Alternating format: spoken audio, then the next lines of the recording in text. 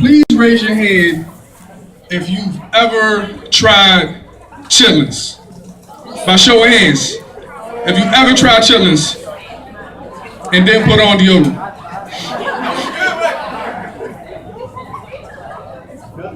Me too. Some people look like they would go in on chitlins. Come to mind, Kevin Gates. I just imagine that he would, go in on some chitlins. Because where I'm going with that is, if you would eat chitlins, you probably eat butt too. Vice versa. If you would eat butt, you probably don't have a problem eating chitlins. I'm just saying. That question, next question. Just the ladies. Would you have a problem getting your toes sucked?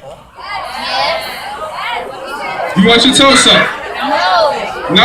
You don't want your toes sucked? Okay, hold up. Alright. Well, this question is just for the men. How many of the men in here have tried pig feet? Anybody?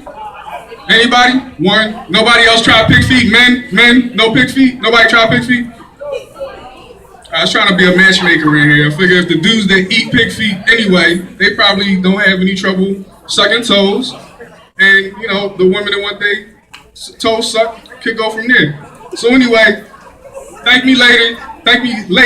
Ladies and gentlemen, put your hands together for Keemo.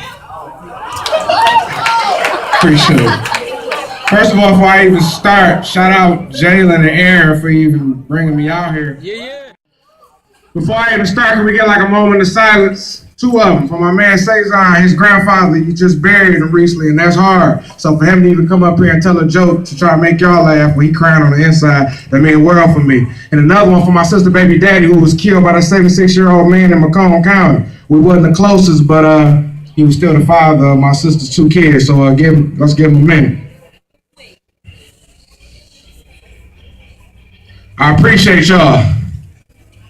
I want to dedicate this poem to a few people. Cezanne, his grandfather, a little girl named BB, and my niece and nephew, Layla and DJ, and my good friend, Taj McWilliams Franklin, and my young dog in the hood named Ryan Lewis. It's called Soul Food. I gotta excuse me, I'm learning how to talk with braces, it's crazy. Soul food, heaven or hell. Soul food is such a touchy topic. I mean, since my grandmother passed, those pots and pans don't seem to touch the topic.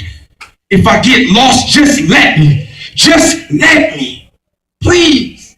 Excuse me while I elaborate on a topic. Food for thought. Food for your soul.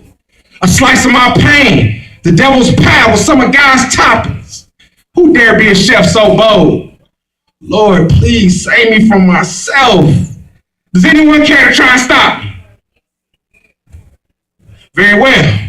Grab a pot, please. I suppose we'll start with the greens. Be sure to wash them good because the greens, they represent the money and that run the streets and perpetuates the evil in the world. See, back before it was greens, there was gold or blocks of cheese. That's black and slavery. I won't do it now. I won't take y'all back to slavery because we're still slaves. It's just modern day slavery. Slaves to our own ignorance, selfishness, and greed. We hang each other by dreadlocks of grief.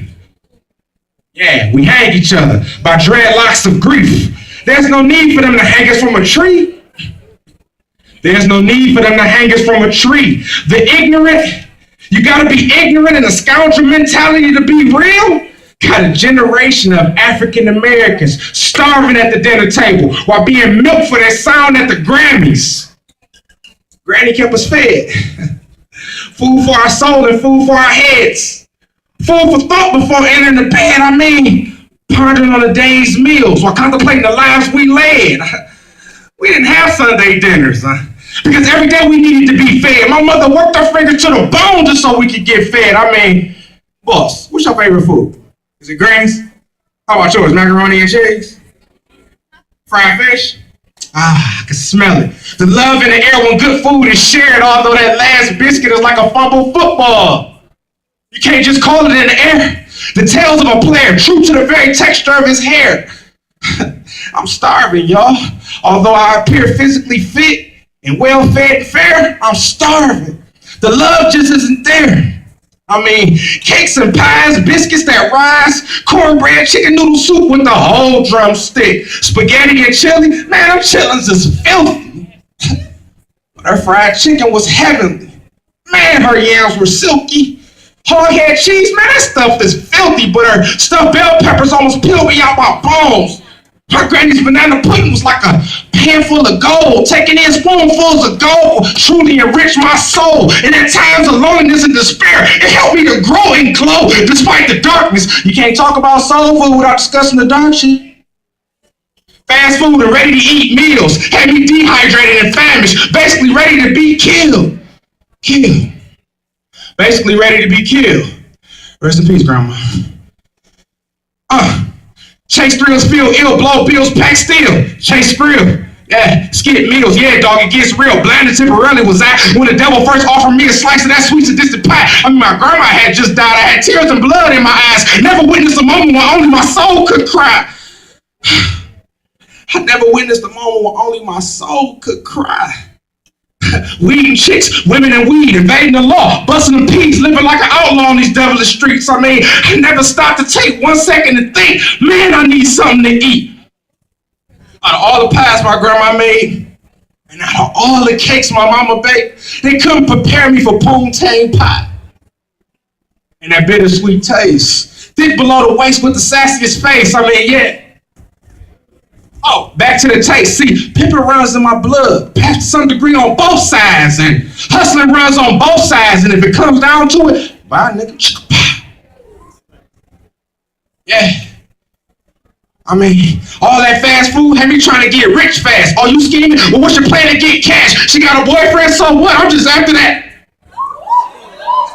One night before my Hummerly crashed, shorty laid on my bed, buzzing, legs wide with the most seductive laugh. She said, Keem, you a beast, the best I've ever had, the best to ever touch this pie. But it was in that moment that I knew exactly when I would die. Famished for so long, sitting and singing my songs, I never stopped to think for 1 minute about the time past. Oh, so long. It's been since I've eaten. I mean, I haven't had or been fed food for my soul in so long. My mama told me to fight the beast, but he's so strong. At an unknown moment in time, an angel glanced into the pit of my third eye and told me, your heart's good, so for you I cry.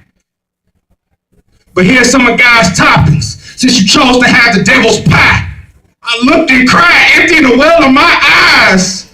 My grandma said, starve yourself of Lucifer's lies. Eat no more that devilish pie, for it's here in the sky that we should all laugh, feast, and fly. So I'm starving, y'all. Redeeming my soul 1 missed meal at a time. I suppose I eat when I die. Rest in peace, Grandma.